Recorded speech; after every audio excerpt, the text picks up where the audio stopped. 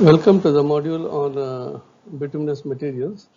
In this module, specifically, we will be talking about the difference between the bitumen and the tar. What is bitumen? Asphalt, also known as the bitumen, is a sticky, black, and highly viscous liquid or semi-solid form of petroleum. It may be found in natural deposits or may be refined product and is classed as a pitch. The primary use, that is almost 70% of the asphalt, is in road construction, where it is used as a glue or a binder mixed with aggregate particles to create asphalt concrete. Its other main uses are for bituminous waterproofing products, including production of roofing felt and for sealing flat roofs. And when we talk about tar, tar is a dark brown and black viscous liquid of hydrocarbons and free carbons obtained from a wide variety of organic materials through destructive distillation. Tars can be produced from coal, wood, petroleum, or peat. Production and trade in pine-derived tar was a major contributor in the economies of Northern Europe and colonial America. Its main use was in preserving wooden sailing vessels against rots. The largest user was the Royal Navy of the United Kingdom. Demand of tar declined with the advent of iron and steel ships. So the term asphalt and bitumen are often used interchangeably to mean both natural and manufactured forms of the substances. In American English, asphalt or asphalt cement is commonly used for a refined residue from the distillation process of selected crude oils. Outside the United States, the product is often called bitumen, and geologists worldwide often prefer the term for the naturally occurring varieties. Common colloquial uses often refers to various forms of asphalt as tar, as in the name of the La Brea tar pits. Naturally occurring asphalt is sometimes specified by the term crude bitumen. Its viscosity is similar to that of the coal molasses, while the material obtained from the fractional distillation of crude oil boiling at 525 degrees centigrade is sometimes referred to as refined bitumen. The Canadian province of Alberta has most of the world's reserves of natural asphalt in the Athabasca oil sands, which covers 142,000 square kilometers, an area which is larger than England. The main difference between tar and asphalt is that tar is a substance and asphalt is a sticky, black and highly viscous liquid or semi-solid form of petroleum bitumen varieties. When we talk about differences between the bitumen and the tar used in road constructions, the weathering properties of bitumens are superior to those of tars. Generally, greater deterioration is produced in tar than in bitumen when exposed to equal weather conditions. Bitumens have a better durability and resistance to weathering than tars. Tars produce a less slippery surface than bitumens. Bitumens have a tendency to stay at or just near the surface, resulting in a rich and fat surface. Tars are more susceptible to temperature changes than bitumen.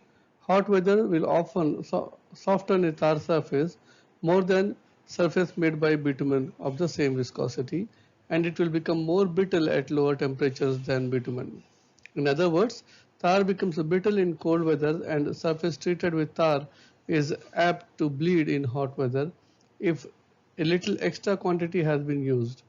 Tar is therefore considered unsuitable for locations with wide temperature changes.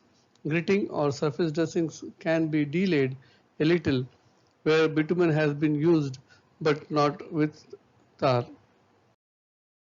Surface dressings with bitumen are more prone to failure by water displacement than those made with tar.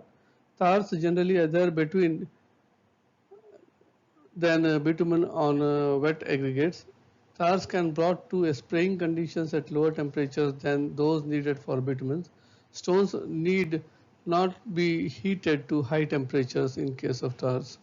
Setting time for tars is more than that of bitumen, and this property is useful in the production of pre-coated aggregates which can be transported to large distances or kept for some time before spreading. Tars harden much quicker than bitumen. Tars have a higher specific gravity than bitumen and lower viscosity, and these properties give them greater penetrating power and which are more marked during summers. Higher viscosities can generally be used with tars than with bitumens. Roads built of bitumen need constant traffic to be maintained in good orders, otherwise the surface will crack and reduce the life of the road. Tars make harder surfaces, but such surfaces are brittle than bitumen and should be preferred for roads in areas where bullock carts or other hard-tired traffic predominates. Bitumens make more elastic surface and are better suited for pneumatic tire traffic. Hardening of bitumen is very gradual. Tar is more suitable for dense, fine-grained surfaces and bitumen for more open surfaces. Volume of tar required is about 10% less than that of bitumen for the same type of roadwork. Tar is cheaper than bitumen.